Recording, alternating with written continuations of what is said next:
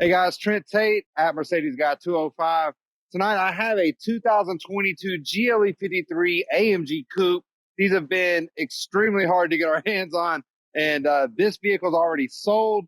We're sending this down to South Florida to its new home, and thank you so much for your business. I really do appreciate that. But I wanted to take this opportunity to show you how to set up the profiles on MBUX, kind of give you a brief overview of all this technology that's going to come standard in the new GLE Coupe. So what I'm going to do is turn this camera around and get you a little bit more information.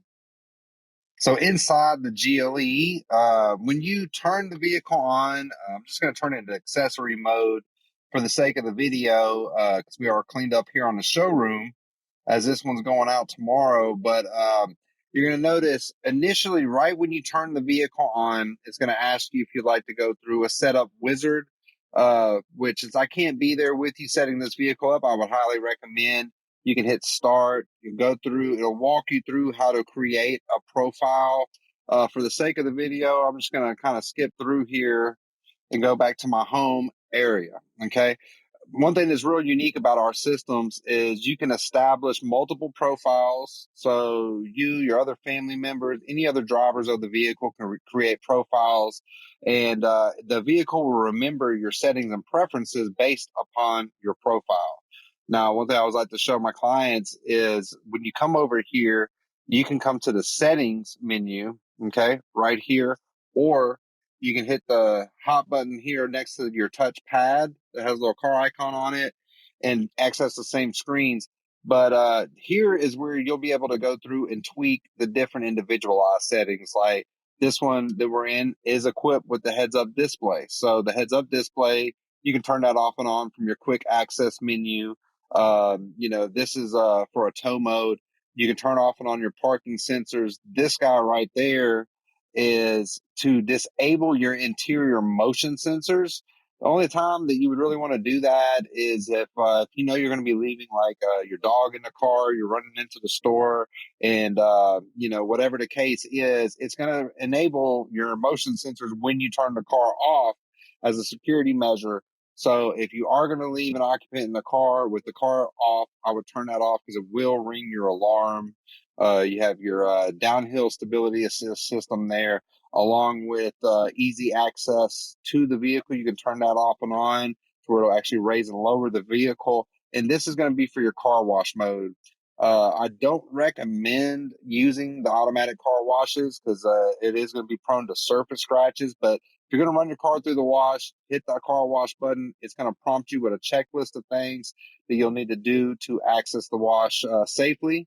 Here under assistance, you're going to be able to tweak and fine tune some of the different driver assist settings. I typically will recommend the default settings, like active brake assist, for instance. Vehicle's not running, so it's probably not going to access. But you'll be able to go in and adjust the sensitivities between, medium, short, late. If you drive a little aggressive, you may want to turn it to a later assist. That's just giving you the sensitivity to tell the car when to apply emergency braking in case, a child or a deer or something runs out in front of you. Okay.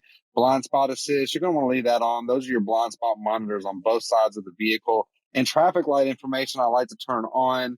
You can actually get information about when the lights are turning. And if the light turns green and you're not looking, it'll alert you. Your automatic seat adjustments, one settings a lot of my clients prefer is easy entry exit. You turn that to steering wheel and seat. When you turn the vehicle off, it will back the seat up and raise the wheel in order to make it a little easier to get in and out of the vehicle. Here, belt adjustment. What that does is when you clip your seatbelt in, you're going to feel the seatbelts kind of snug you up, and it's going to find the optimal retention points in case of a collision. Acoustic lock. That's just going to let the vehicle know, hey, if you want the vehicle to beep at you when you lock your doors, you can turn that off and on there. Automatic door lock will be, it will lock your doors when you hit about 8 to 10 miles per hour. So if that's a preference, we'll turn that on. Automatic folding mirrors, I always recommend when you lock your doors, you exit the vehicle, it's going to go ahead and power fold your mirrors in. And then gas station search, it's going to automatically search using your Garmin-based navigation for the closest filling station if your gas light comes on. Here under your lighting settings, you can go in and adjust ambient lighting, but there's a shortcut to that I'll show you here in a minute.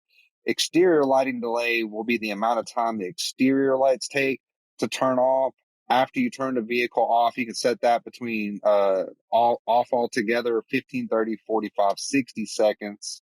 Interior lighting delay, I would recommend just gives a slight delay to your interior cab lights when you enter the vehicle, which, by the way, your override for that is going to be right up here in the top of the cab. You can turn that off and on right there. If you don't want your cab lights to come on when you open the door, locator lighting, super cool. I would always leave that on.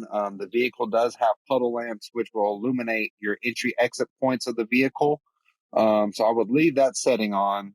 And then system settings, these are like smartphones. So you'll be able to adjust and control the different sensitivities of not only the touch screen, but your touchpad here in the center console, as well as your haptic buttons here on the steering wheel. You can adjust those sensitivities if you prefer. You can also venture into designs and display and change between the available preset templates, which we have classic, sport. This one isn't a true AMG, so you got the super sport setting, which gives you that AMG vibe and gives you this custom display screen, which is only standard on true AMG products.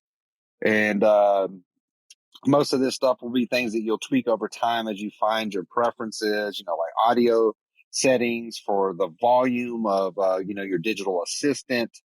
Um, you can turn off and on that digital assistant as well by deactivating the Hey Mercedes functionality right there.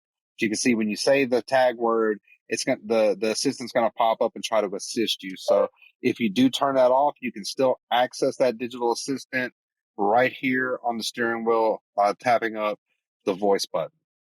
So centrally located on the home menu, when you hit the home button by either hitting the house icon there, right there on your touchpad, or here on your right side of your steering wheel, you'll find all the different available submenus. And for the ambient lighting, the easiest way to adjust those preferences is by entering your comfort menu.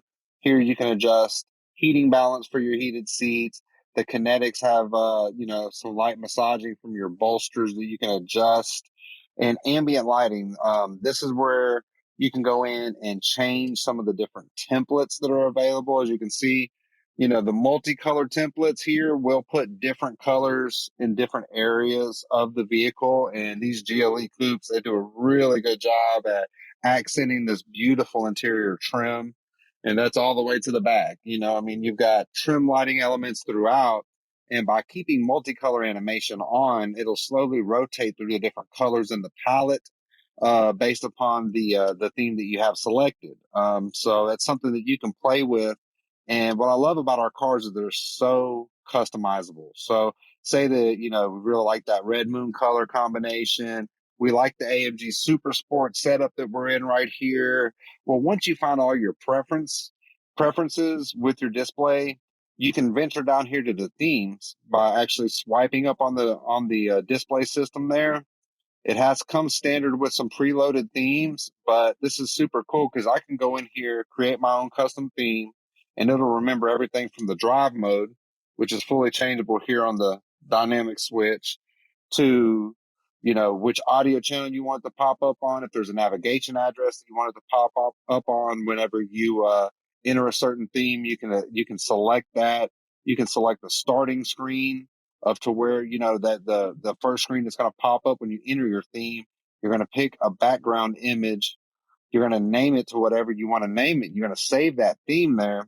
And now it's going to remember all those settings from the actual dials that you have selected, which all of these dials are fully interchangeable, different information ports, different setups for that. And, it's going to remember all those preferences and save that to a custom theme. You can load up as many of those themes as you would like. And, they're very situational, and it makes it when you get in the car, you don't have to change 12 things to get exactly what you want. Standard lighting functionality located here on the left of the steering wheel. Automatic lighting is what I would recommend. It'll automatically adjust your your lights on, off as the sensor see fit. Of course, your parking brake is right here, which we have an electric parking brake which will automatically engage and disengage as needed for you. Over here, you have your seat control settings on the door, memory seat positioning here, along with your heated seats right there on the door. And then you're going to have your mirror adjustments here as well. You just select which side mirror that you want to adjust, use the pad, and you do have trunk access here at the bottom of the door. Here in the center console, these are all hot buttons to your sub menus. You can access the parking cameras by hitting the P button right there. It will actually, when the vehicle's running, pull up all the different camera views, which you can select between.